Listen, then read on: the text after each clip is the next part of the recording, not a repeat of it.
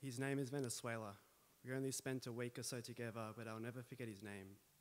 He wears it proudly, like a family heirloom glowing gold around his neck, and on his lips it speaks through his ex-boyfriend's old voice box, the one battered and bruised that now resides in his back pocket, the one that was gifted to him as he left, as if to say, you might need this where you're going, as if to say, I definitely don't need this to stay. His boyfriend only left him because he wants to die in his own country. Venezuela wanted the same, but his suitcase full of clothes had dragged him away. We met when he was 3 countries from home, and by then he wore his name like it was an echo of that voice box in his back pocket. It was an echo of a story he had finished living but was forced to relive every day. By then his name was the only thing he said with pride, but it didn't always come out sounding quite right because sometimes we heard refugee. Sometimes we heard 1 in 6 million. Sometimes we heard survivor. And then this one time on the news we heard that Argentina was waiting to welcome him home.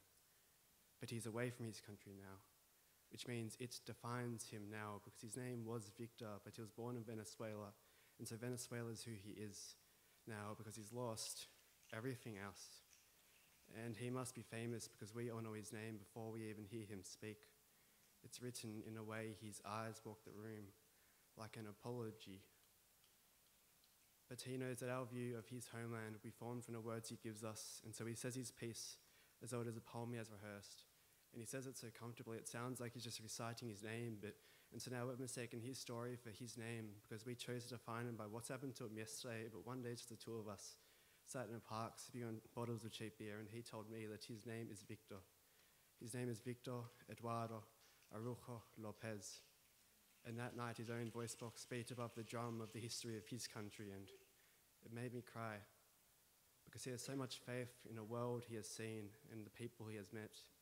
But right now he can't even afford the medicine he needs to survive because he's got AIDS and God's pockets are empty.